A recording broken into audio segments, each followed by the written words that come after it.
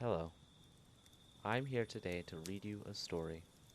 This is intended to be a short, relaxing break for your mind, so please sit or lie down, close your eyes, and take a few minutes to relax and listen.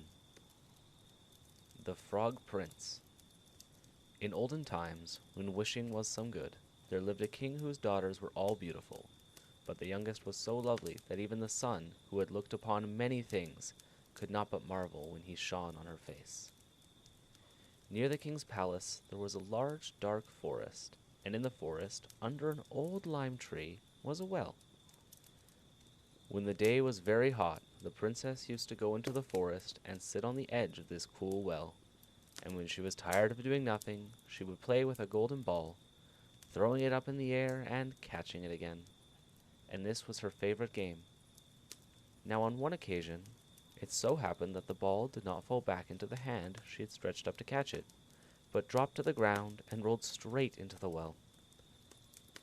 The princess followed it with her eyes, but it disappeared, for the well was so very deep it was quite impossible to see the bottom. Then she began to cry bitterly, and nothing would comfort her.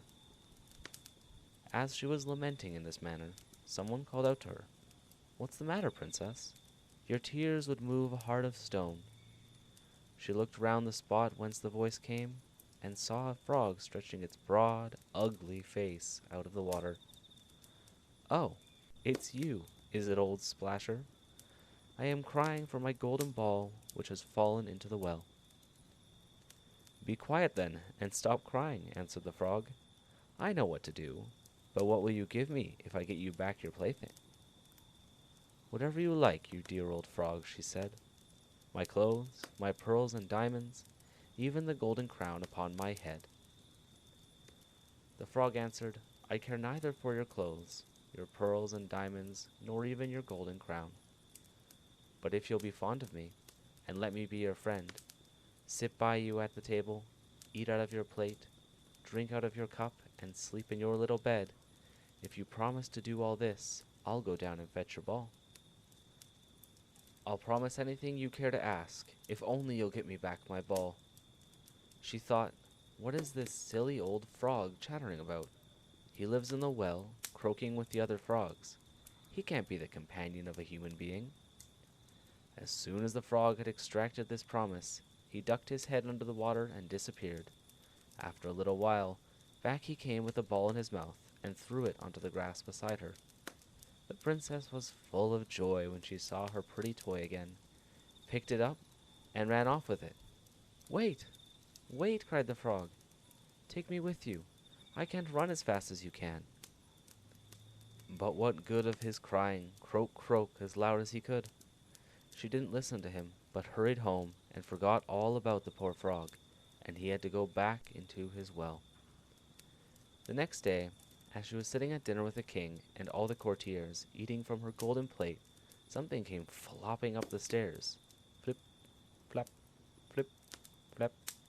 When it reached the top, it knocked at the door and cried, "Youngest daughter of the king, you must let me in." She ran to see who it was. When she opened the door and saw the frog, she shut it again very quickly and went back to the table, for she was very much frightened. The king saw that her heart was beating very fast, and he said, "My child, what is the matter? Is there a giant at the door wanting to carry you off?" "Oh no," she said. "It's not a giant, but a hideous frog." "What does this frog want with you?" "Oh, father dear, last night when I was playing by the well in the forest, my golden ball fell in the water, and I cried, and the frog got it out for me. And then, because he insisted on it, I promised that he should be my friend. But I never thought he would come out of the water, and now there he is, and he wants to come in." He knocked at the door for a second time and sang, "Youngest daughter of the king, take me up, I sing. Know'st thou not what yesterday thou me didst say? By the well in Forest Dell, youngest daughter of the king, take me up, I sing." Then said the king, "What you have promised you must perform. Go and open the door for him." So she opened the door, and the frog shuffled in, keeping close to her feet till he reached her chair. Then he cried, "Lift me up beside you." She hesitated, till the king ordered her to do it. When the frog was put up on the chair, he demanded to be placed upon the table, and then he said, "Push your golden plate nearer, so that we can eat together." She did as he asked, but very unwillingly, as could easily be seen. The frog made a good dinner, but the princess could not swallow a morsel. At last he said, "I have eaten enough, and I'm tired. Carry me into your bedroom, and arrange your silken bed, so that we can sleep." The princess began to cry, for she was afraid of the clammy frog, which she dared not touch, and which was now to sleep in her pretty little silken bed. But the king grew very angry, and said, "You must not despise anyone who has helped you in your need." So she seized him with 2 fingers and carried him upstairs, where she put him in the corner of her room. When she got into bed, he crept up to her and said, "I'm tired, and I want to go to sleep too. Lift me up, or I will tell your father."